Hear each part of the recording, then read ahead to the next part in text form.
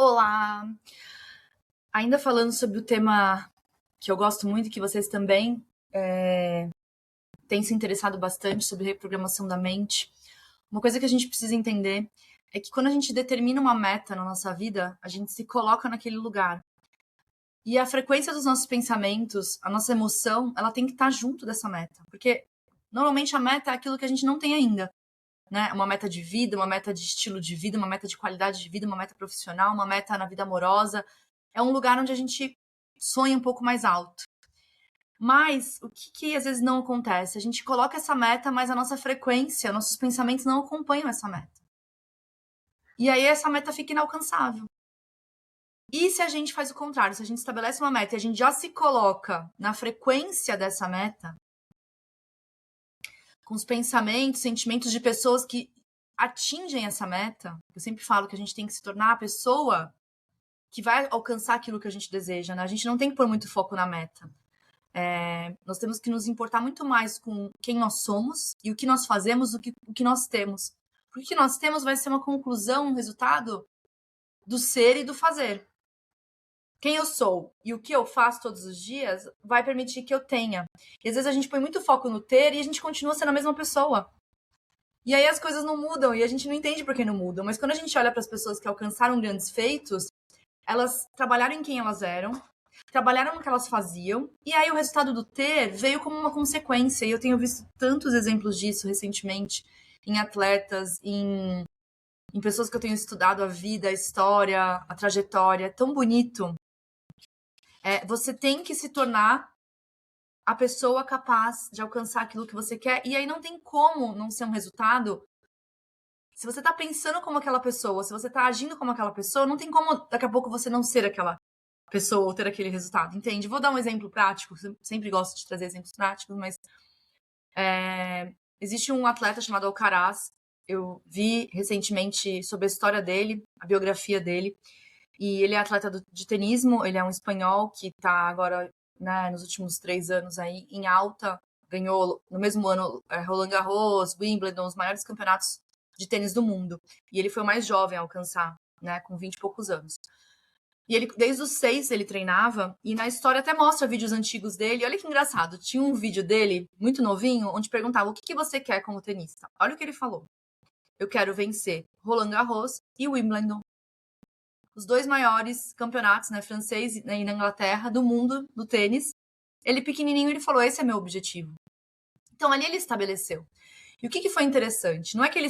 Olha lá, a meta ele colocou lá em cima, né? Ele estava muito distante daquilo. Ele era um menino novinho na Espanha. Enfim, o pai era apaixonado por tênis, tentou ser tenista profissional por um tempo, mas teve que desistir porque a família não tinha condições de mantê-lo. O tênis exige, né, no começo, um investimento da família muito alto. E aí, esse pai, ele foi atrás de quem pudesse ajudar para esse menino crescer.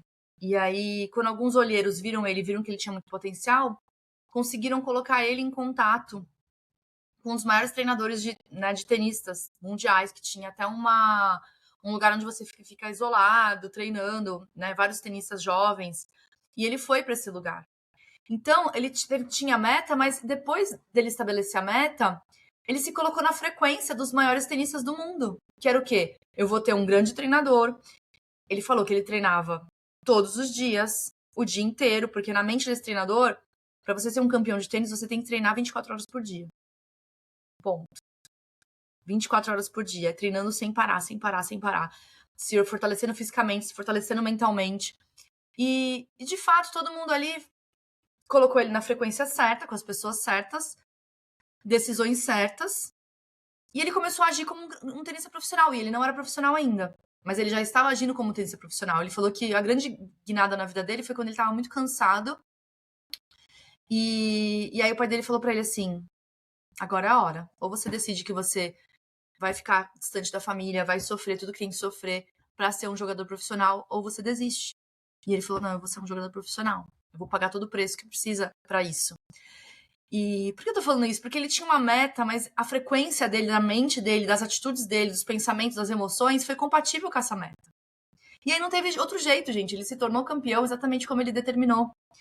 E por que a gente fala tanto disso? Porque às vezes a gente falha em 2 coisas. Primeiro, a gente não coloca metas que realmente é algo que a gente deseja, algo grande, porque a gente tem medo de determinar algo muito grande e não acontecer. Então a casa que eu quero, eu diminuo.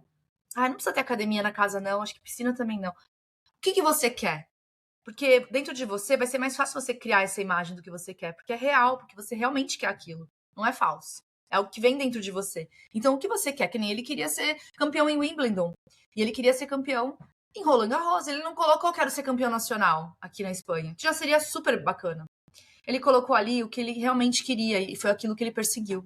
Então, o que nós realmente queremos? A primeira coisa que eu entendo quando a gente começa a estudar sobre o poder que a gente tem de criar a nossa realidade, né? Que tudo está dentro de nós. Deus deu infinitas possibilidades para todo ser humano. É o objetivo que a gente estabelece. Porque o objetivo vem de nós. Nós temos um livre-arbítrio de definir. Não, aonde eu quero chegar? Aqui. Essa vai ser a meta. Esse vai ser o objetivo. O que quando vem na sua cabeça de sonho, você imagina? Pode ser a coisa mais absurda do mundo hoje, na sua realidade. Mas tenha esse objetivo. Gente, pelo amor de Deus, tenha sonhos. Se tem uma coisa muito triste, é conhecer pessoas que não têm sonhos. Que elas só sonham e só falam daquilo que é realidade no momento. Você não vê na voz delas esperança de realizar algo totalmente grande. Eu falo pra vocês, sonhos meus, vocês querem que eu fale? E eu falo sem medo. Eu vou ser uma autora best-seller de livros, porque desde novinha eu escrevo. Desde novinha eu, na verdade, quis fazer jornalismo, relações públicas, tudo aquilo, pelo desejo de escrever. Esse sempre foi meu sonho, sempre foi meu desejo. Eu via jornalistas que assinavam em revistas, em jornal, e eu olhava e eu me via ali. Eu sonhava com aquilo. Então, eu sempre me vi nesse ambiente de escrita, de defendendo uma ideia, de levando uma mensagem para muitas pessoas. E você vê que não era, nunca pensei assim, vou escrever um livrinho e vou eu mesmo pagar e publicar. Não, eu quero que uma editora pague. Eu quero que uma editora financie. E uma editora coloque ele para rodar em grande escala.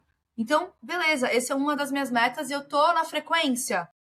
É um trabalho constante. Qual que é a frequência de uma escritora de livros? Como você não é, fica difícil. Aí você tem que começar a pesquisar.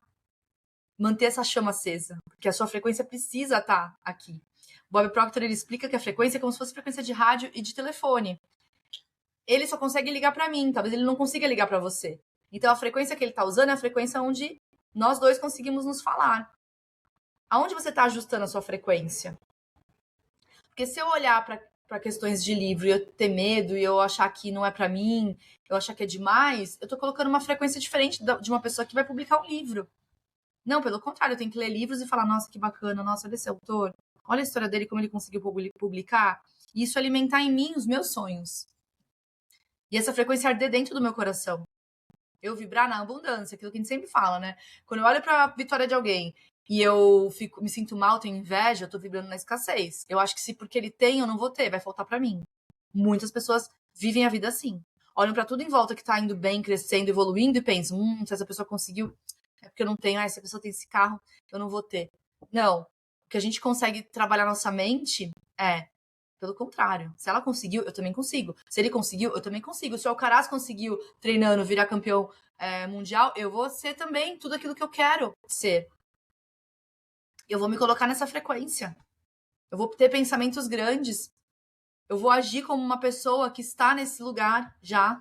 Eu vou buscar tudo que eu puder para me colocar no lugar da minha meta. Esse assunto ele é gigantesco, gente, mas eu finalizo com uma frase, né, que sempre ficou na minha cabeça, que o Bob Proctor falava bastante, que uma vez perguntaram pro diretor das expedições espaciais dos Estados Unidos, foi um presidente que perguntou para ele: o que vai fazer o homem chegar à Lua? Ele falou: o homem querer chegar na Lua. O que ele estava mostrando ali? Não tem impedimento de instrumento financeiro, não existe impedimento de recursos. A partir do momento que você decide algo que você quer, mesmo sem ter os recursos, as condições no momento, a partir dali, do querer, do definir, do sonhar, aí todas as outras coisas vão ser criadas para que aquilo aconteça. Maravilhoso, né? Que a gente possa levar isso para o nosso dia de hoje. Que você faça um excelente dia.